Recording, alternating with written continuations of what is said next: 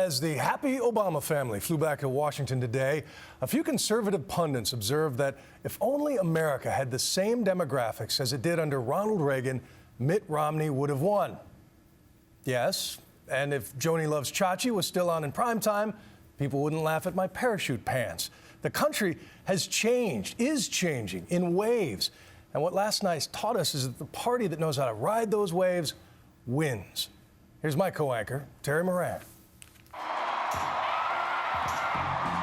America awakened to a new political reality this morning. What happened? I was wrong. So were a lot of Republicans.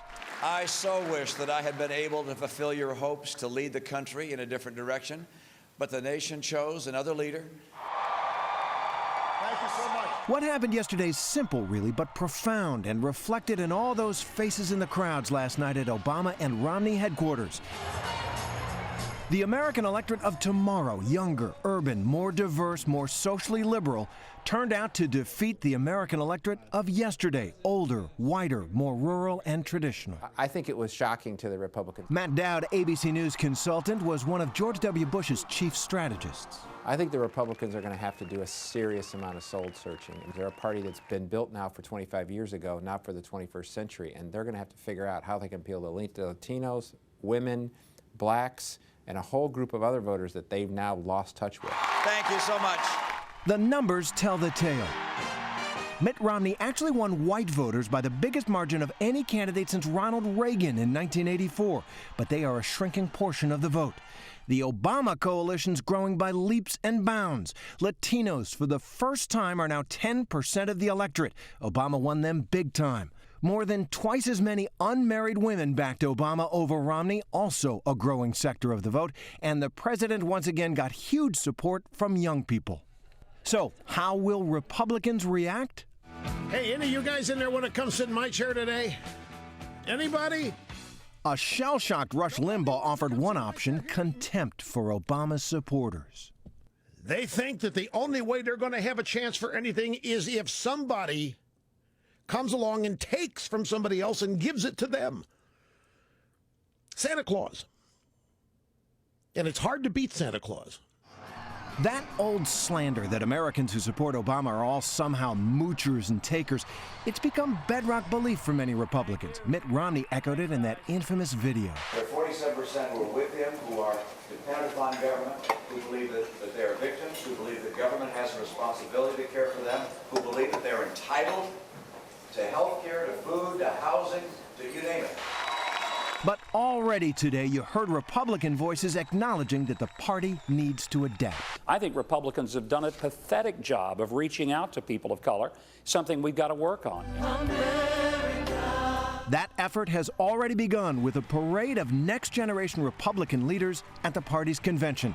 From Florida, Senator Marco Rubio, the son of Cuban immigrants. We're special because dreams that are impossible anywhere else, they come true here. The American dream isn't just my story. To Utah's Mia Love, who lost her race for Congress last night, and Ted Cruz of Texas, a Tea Party favorite who won his race for the Senate. Can we retire President Barack Obama?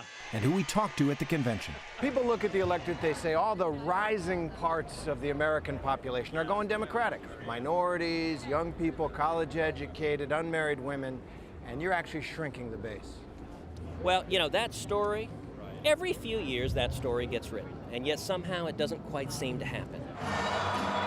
But this time it did, and the challenges faced by Republicans go well beyond finding a few attractive minority candidates. I think the change that the Republicans are going to have to go through is going to take years. It's not going to be one election or 1 year. It's going to come through a combination of the candidate, their biography, and the policies that all coincide together. So candidates are important, policies are important, but so is something else: respect. The reforms I'm proposing would not apply to those who are here illegally.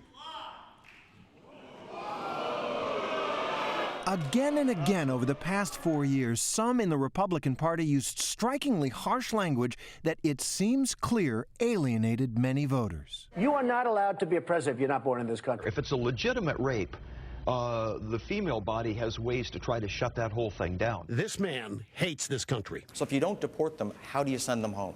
Well, the answer is self-deportation. This guy is, I believe, a racist.